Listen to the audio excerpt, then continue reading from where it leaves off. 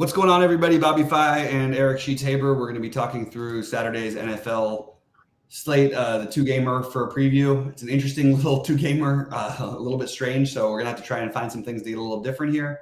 Sheets, any overall thoughts before we start jumping into it? Yeah, I mean, a lot of guys out. Pittsburgh guys are out. You have Mason Rudolph starting, right? Pickett remains out. You have Jamar Chase out for Cincinnati. The Chargers are first-time new coach, I believe.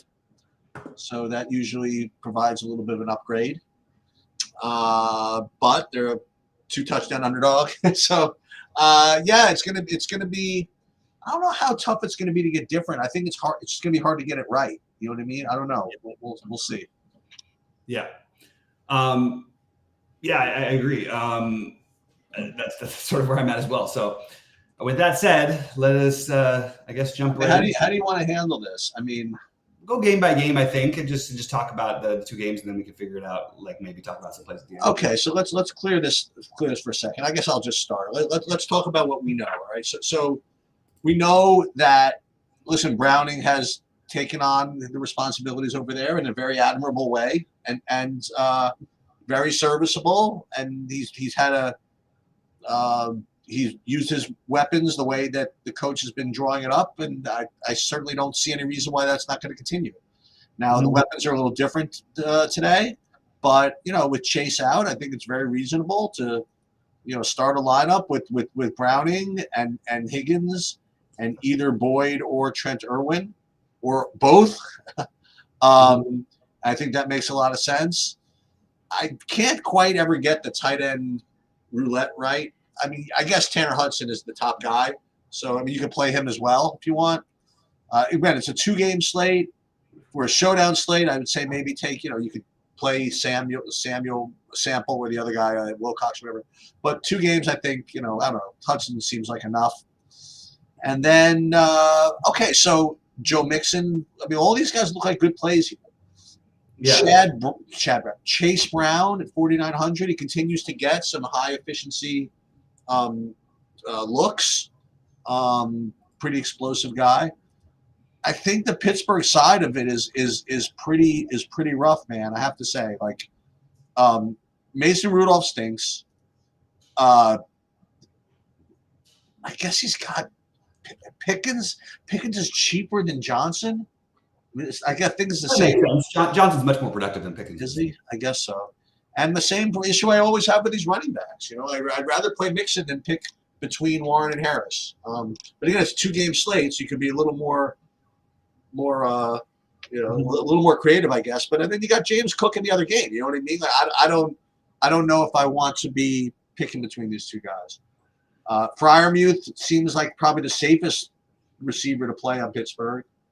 I don't know. That's my overall assessment of this game for now. Yeah, it's there's going to be a lot of chalk, and I'll just say that if there's a game to shoot out, I don't think it's going to be this one. These games tend to be very low scoring, and I would rather take shots on the other game just because of the ownership here. I have the number one play in this game as being T. Higgins and Pat Freiermuth. Those are my 2 guys that I will eat the chalk on. I do think, obviously, it's hard to ignore Mixon. What I will say is there is no way I'm not playing Chase Brown today, tomorrow. He's 4,900. It's look, they're using him in, for some big plays. There's a lot of ways things could go, wonky, and he ends up getting more run. He's in there on 3rd down. He breaks one play. Maybe he gets you there. So he's kind of an interesting pivot off of the Pittsburgh stuff. Or you play him with one of the Pittsburgh guys and James Cook, maybe as a way to go.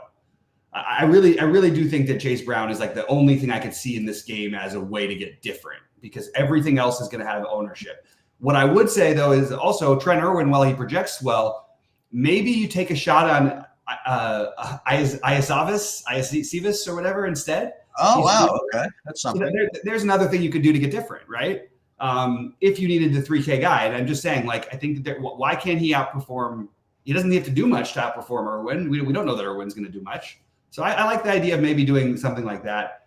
Or even like I actually considered Calvin Austin on the other side because it's a small slate. Maybe it's more for showdown, but it's almost a showdown-y slate anyway. So So Freiermuth is my favorite. Deontay Johnson is my second favorite. Third is Pickens. And then the running backs, I prefer I prefer Harris over Warren on this slate because I think there's a better chance of, I don't know, actually. They're underdogs. It's pretty close between those two for me. But the way that I think that if I play those guys, if I play one of them, the way I'm going to get different a little bit is play Chase Brown on the others as my other running back and probably use Cook in the late night game. Yeah, it's good enough for me. You think these Pittsburgh guys are going to get ownership? Yeah. It's just too hard not to have everybody get ownership on this slate, I guess. All right. Now we go to the rebound, the newly found Bills. But one thing I want to point out before we talk about this game, the Bills are like legendarily famous. They're getting there. They're sort of like the old Chargers used to be. They're obviously a good football team, but they will play to their competition. They play to their level a ton of the time. I know they got the big win, against Dallas, and they smoked them at home and all that stuff. But I'm telling you, I've watched it over and over again with them all year. They will just play to whatever their competition is for the most part. And if you're playing an awesome team, that's great. If you're playing a team that's really struggling, maybe they play down a little bit. So what are your thoughts on this one, Sheets? Yeah, I'd love to make that case. I really would. I'd love to make the case that the Chargers are going to play well for their new coach. I'd love to make the case that Buffalo, traveling 3,000 miles, on the road, is going to stop the momentum. I just don't know if I can do it. The Chargers just seem so freaking broken. I don't know. I'm not an Easton Stick believer. These are just two teams in completely different directions. Buffalo has gotten their act together and they're making a serious run. I think if they can make the playoffs, you know what I mean, to do some damage in the playoffs. There's the AFC. I mean, I think is very vulnerable.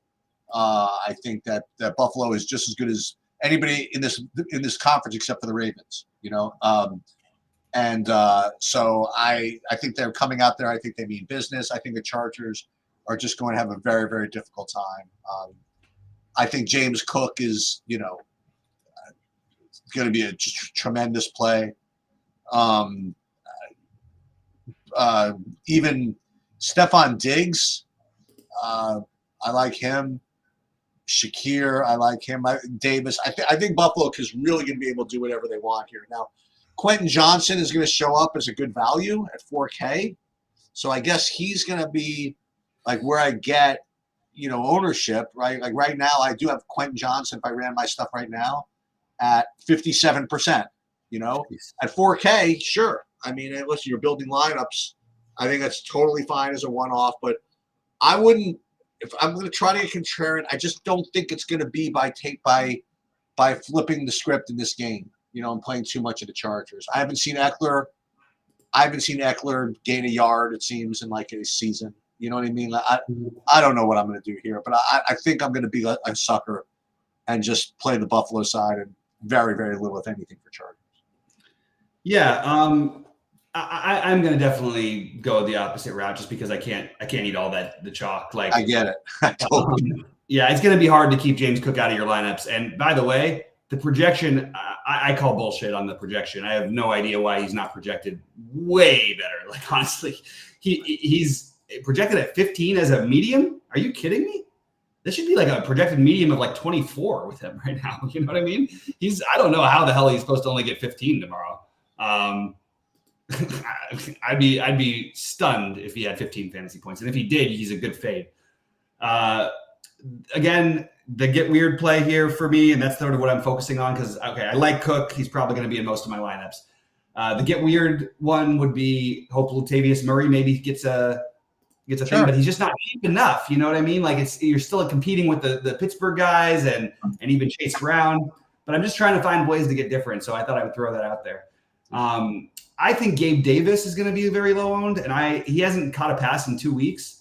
If you want to try and get things back on the right track for the guy who's the best blocking receiver on your team, maybe that Gabe Davis gets the looks today. And again, he's not going to be super low owned, but he is going to be the lowest owned of the viable receivers they have. Shakir, I'm totally fine with. But he'll probably be, a little bit low. Like the fact that people are going to play Trenton Irwin so much more than Shakir, and maybe it works out well. Maybe it's exactly wrong.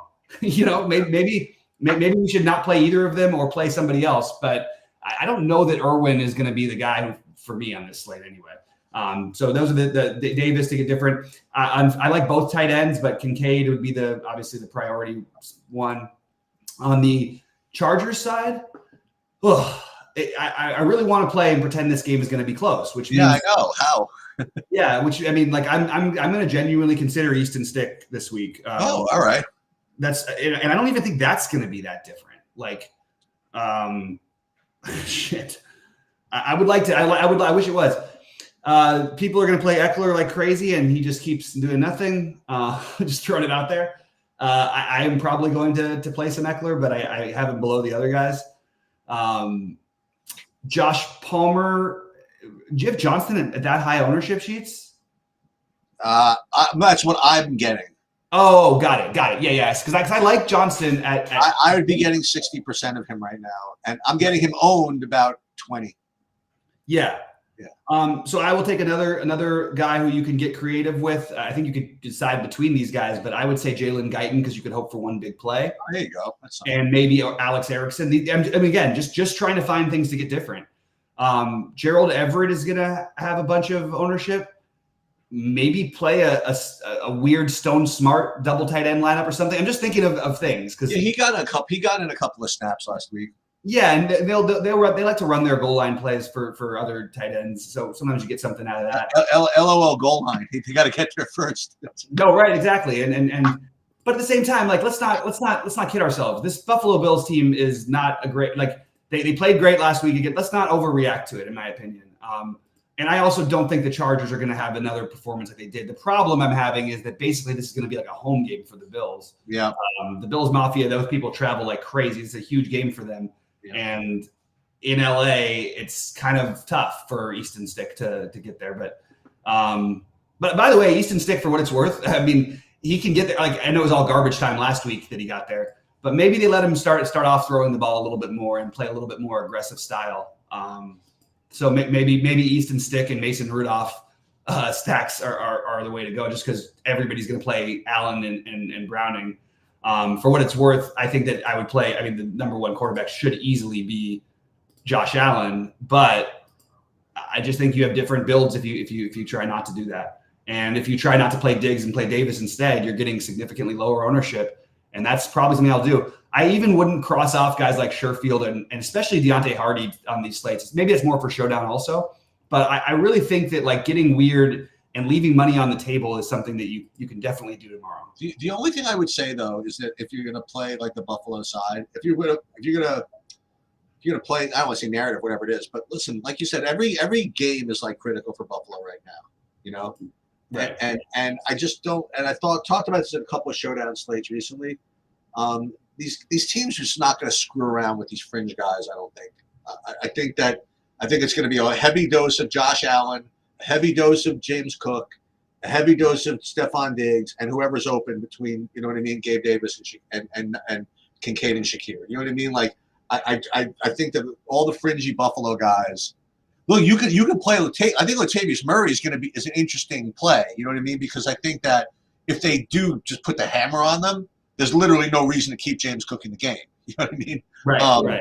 And you can get another one out of Latavius Murray. But it doesn't seem like Buffalo's like in the mood right now to like screw around. I have a feeling like San Francisco could maybe screw around, like to get the right guys the touchdowns if they need to. I think Buffalo is just going to just do their thing, give it to the top guys, and just kind of let it go. And again, I'm trying to visualize the path for the Chargers. Buffalo, they're going to drop into that stupid zone, and Easton's going to get a ball tipped. And you know what I mean? I don't know. It's going to be I think it's going to be a tough day. Yeah, it probably is. But I'm going to have to. And I know that's unfortunately that's going to. But you know what I'm going to be doing, like for real, is I'm going to run my lineups, and then I'm going to do an ownership limitation where I just get what I get. You know what I mean? Mm-hmm. Because if I put my actual thoughts on these games, I'd end up with like Quentin Johnson, like no other Charger. I mean, really, that's what I would end up with. Yeah, I hear you. So, I mean, those are the one poor Palmer or good. So I I have like my get weird plays because I think it's the only way to do it. Like, I mean, Chase Brown, Yep. Tanner Hudson. Yep. These aren't so weird. Gabe Davis and Shakir, but again, you're going to be low. If you can get guys in the teens of ownership, that's you're doing a good job because it's a very, very, very a lot of heavy chalk you're going to be dealing with. I think Johnston or Palmer. I like this stick idea just because I think that there is enough upside, and I think he can even get there in garbage time as he did last week. Jalen Guyton, Calvin Austin, Connor Hayward. These are all the guys who I'm using to try to get just a little bit weird. Well, I'll tell you. I mean, the real thing in this structure to get weird or whatever that's going to win is play Chargers defense. You know what I mean? And is that Josh Allen? He can lose his mind from time to time. You know what I mean? Absolutely. Like, and even like in his wins recently, there's been a lot of like kind of like real funny improvisational plays. Which listen, you want when you have him. But if you don't, you know what I mean. But if you're against a team that you're like 100-point favorite over, the last thing you want is that stuff to be going down. Mm-hmm. And if you get like a 2-game slate where the Chargers are like 8% owned defense, you know what I mean, or whatever they're going to be. I mean, look, you can make really good cases for Cincinnati and Pittsburgh, right? Everybody's going to play both of them, right? And obviously, people are going to just jam in Buffalo, right? I really think that on a 2-game slate, you might get a sub 10% owned defense. And just because the way defense, just that ball tips and it rolls funny sometimes, I think that the Chargers defense is a good way to go. Yeah, I think that's a really good call. I think that's probably. And by the way, you can play the Chargers defense in a Bills stack. Like it's a 2-gamer. Oh, yeah, 2 games, everything's up.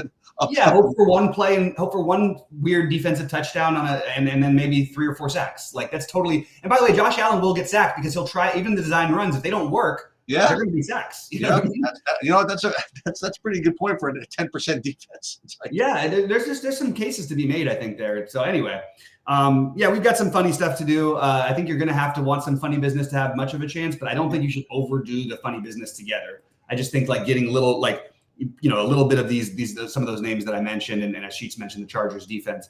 Those are like the ways you can get different enough to have a chance in the slate. And the other one I'm going to say again, it is going to be leaving money on the table. I don't see why that's not an option on this 2-gamer. What's the Bengals record? They're now basically out of it. Oh no, they're not actually. Let me just grab my. I haven't looked at the here it is. Because one thing I will tell you about your Chase Brown play, whatever it is. Yeah. I mean, they legitimately, because I had like some mix in that game, they legitimately like started. I think they started with Chase Brown in the game. It was like really, it was like almost bizarre. Like I think they really think that he's the future over there.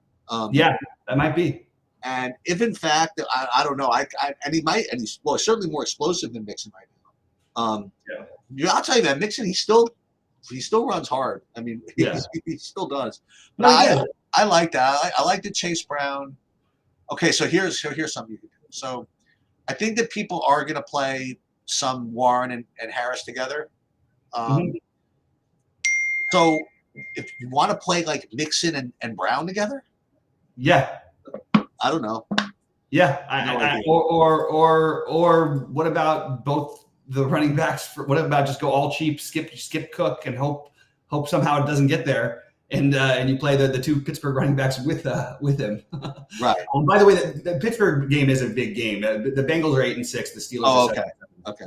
And they're in the toughest division with the Browns and Ravens. That's a really good division. Jesus.